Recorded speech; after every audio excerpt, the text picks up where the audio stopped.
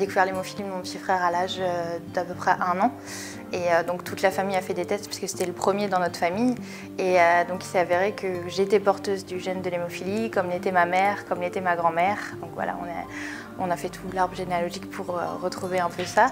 Et donc à l'âge de 12 ans, j'ai su que j'avais une chance sur 2 d'avoir ou un enfant hémophile si c'était un garçon, ou une petite fille qui serait porteuse du gène de l'hémophilie. Nous offrons aussi la possibilité à certains couples de bénéficier du diagnostic génétique préimplantatoire. Le diagnostic génétique préimplantatoire, c'est un diagnostic qui est réservé à des couples qui ont un risque de transmettre une maladie génétique. On avait envie de faire un enfant, donc on savait que la science pouvait nous aider. Donc on a rencontré le professeur qui suit mon frère pour savoir quelles étaient les solutions qui s'offraient à nous. Donc voilà, on nous a dit ou naturellement, ou en faisant appel à la science et donc en essayant d'éliminer ce gène, c'est ce qu'on voulait. L'objectif de ce diagnostic, c'est de savoir parmi les embryons qu'on aurait prélevés, lequel ou lesquels sont indemnes de la pathologie pour qu'ils puissent être transférés dans l'utérus et que le couple obtienne un enfant indemne de la pathologie. C'est une fécondation in vitro où on va produire des embryons et puis on va pouvoir diagnostiquer l'état génétique ou chromosomique de ces embryons avant le transfert dans l'utérus.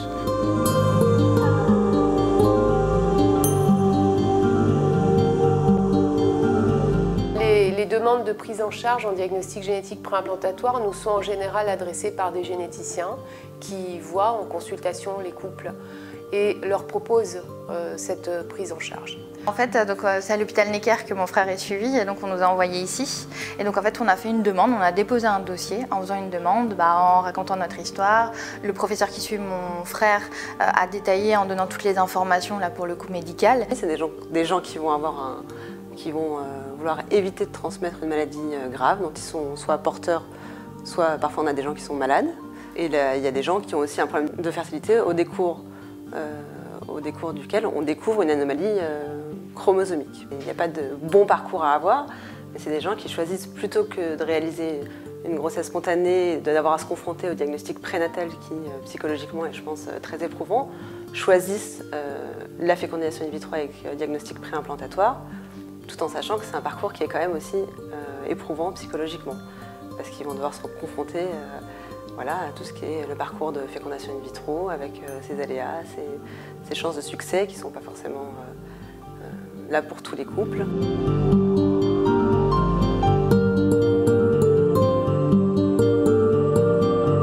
Les dossiers de diagnostic préimplantatoire sont discutés au préalable en réunion multidisciplinaire avec des généticiens, des gynécologues et des biologistes de la reproduction pour savoir si le diagnostic préimplantatoire est d'un recevable, parce que toutes les pathologies ne sont pas forcément incluses dans le diagnostic préimplantatoire, donc c'est du cas par cas.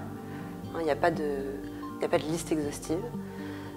Deuxièmement, il faut que le DPI soit réalisable, donc il faut que ces patientes soient en général assez jeunes pour espérer avoir en diagnostic préimplantatoire des chances de transfert, c'est-à-dire des chances d'aller de la stimulation à la biopsie embryonnaire jusqu'au transfert. Et ça, on n'est pas tout égal là-dessus. Mais en attendant, c'est une attente qui est assez dure et durant laquelle on n'a pas d'informations, on ne sait pas ce qui se passe, on ne sait pas si notre dossier est accepté, on ne sait pas comment est-ce que ça va se passer. Donc l'attente est difficile. Après acceptation du dossier par le staff pluridisciplinaire, les patients sont convoqués en consultation où là, ils vont rencontrer plusieurs spécialistes au sein de la même consultation à l'hôpital Necker où on va leur expliquer comment ils vont être pris en charge. On a reçu un courrier pour la première réunion d'information. Donc c'est là où tout a commencé pour nous. Donc c'était il y a 2 ans maintenant. Donc là c'est l'euphorie. On ne sait pas ce qui va se passer, mais de savoir qu'on est pris en charge et que ça va commencer, voilà, ça a été la première bonne nouvelle. Les gens vont être reçus dans cette consultation pluridisciplinaire par un gynécologue, un généticien, il y a une sage-femme en général aussi, une conseillère en génétique. Et c'est à l'issue de cette consultation pluridisciplinaire qu'on va pouvoir inscrire vraiment les gens dans le processus de stimulation ovarienne en vue d'une fécondation in vitro avec diagnostic préimplantatoire. Il y a les médecins qui sont là pour nous expliquer.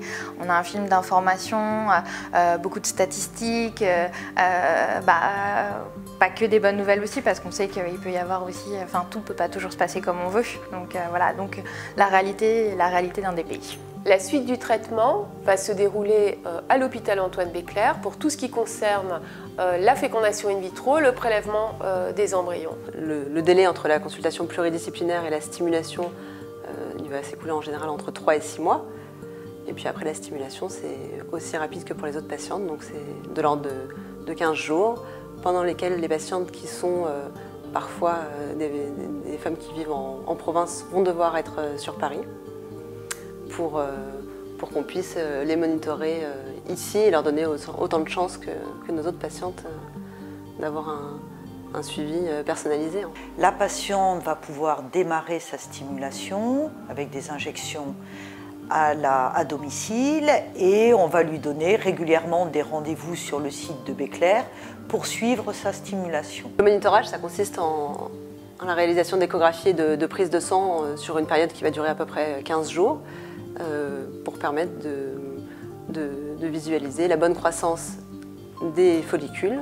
On sait que c'est le bon moment en fonction du dosage sanguin de la patiente et de l'échographie. Environ le 12e jour de la stimulation, on va déclencher la patiente. Le déclenchement consiste en une injection en intramusculaire d'HCG.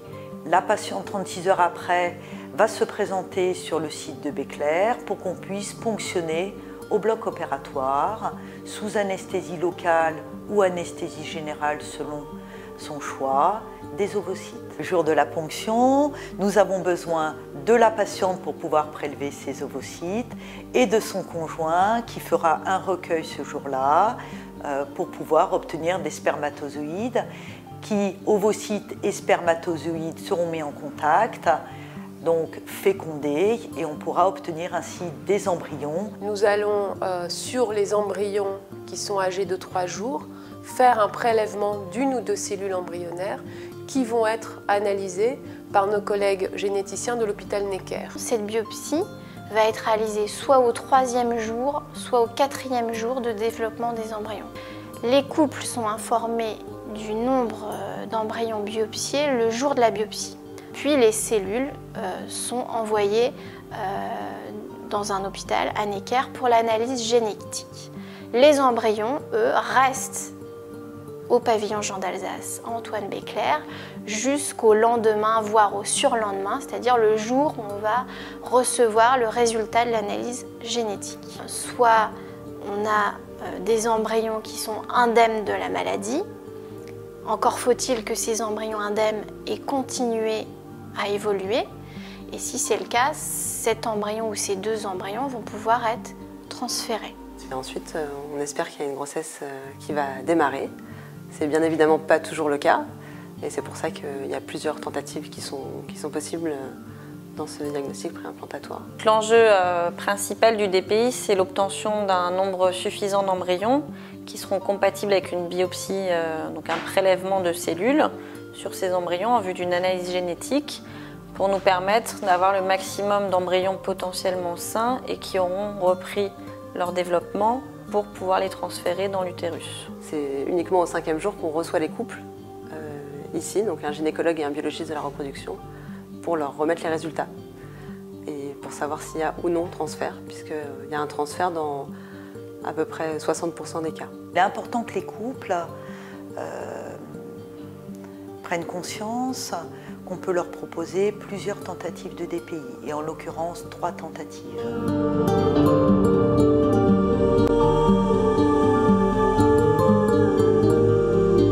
Ils prélèvent plus d'embryons, puisqu'il faut garder que les sains. Donc nous, il y avait, la première fois, il y avait 3 embryons sains à réimplanter. Donc ils ont pris les 2 meilleurs qu'ils ont réimplantés, mais malheureusement, l'implantation n'a pas fonctionné. Donc j'ai fait une fausse couche. Bon, alors j'ai fait une fausse couche au bout de 3 semaines et demie. Ça a été difficile, mais c'est vrai que de la faire aussitôt, voilà, ça a été quand même plus facile. Le problème du diagnostic génétique préimplantatoire, c'est cet effet entonnoir dont on parle beaucoup aux patients. On va partir d'un certain nombre d'ovocytes, on va obtenir un nombre inférieur d'embryons après la fécondation. Après, il va se produire le prélèvement des embryons en vue de l'analyse génétique, cette fameuse biopsie. Tous les embryons ne sont pas systématiquement prélevés. Pourquoi? Parce que pour pouvoir être prélevé, un embryon doit avoir au minimum 7 cellules. Puis ensuite, il y a l'analyse génétique des cellules embryonnaires. Et là encore, un certain nombre d'embryons, si ce n'est pas malheureusement parfois la totalité des embryons, vont être atteints. Et on se retrouve effectivement le jour du transfert, parfois avec un seul embryon à transférer qui est indemne, et également parfois avec aucun embryon à transférer. Après un transfert d'embryon, lorsqu'on a passé tout ce fameux effet entonnoir, lorsqu'on transfère un embryon, nous avons 30% de cas où ça marche, ça réussit, on a un bébé.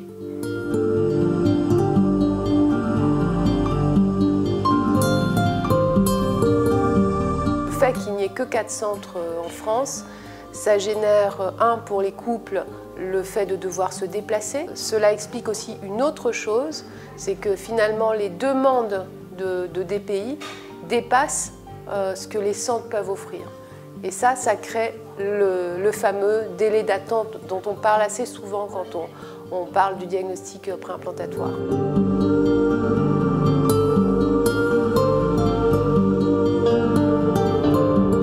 Dans le parcours de diagnostic préimplantatoire, il est aussi possible de recevoir les couples en consultation pour un peu aussi pouvoir parler de tout ce qui se passe, parce que c'est des parcours aussi très compliqués où avant d'arriver à l'hôpital Béclair, ils ont souvent eu beaucoup de fausses couches, beaucoup d'interruptions de grossesse, beaucoup d'attentes aussi, parce que c'est un parcours qui est très très long. Je ne pouvais pas le dire à mon compagnon parce que lui, voilà, il positivait trop, et puis je crois qu'il il voulait pas... Lui-même, c'était aussi une façon de se protéger, etc. Donc j'avais besoin de le dire à quelqu'un d'extérieur. Ça touche tout à fait à des histoires familiales, parfois très douloureuses, la culpabilité de certains patients d'avoir déjà eu des enfants qui sont malades et l'impossibilité pour eux que ça se reproduise.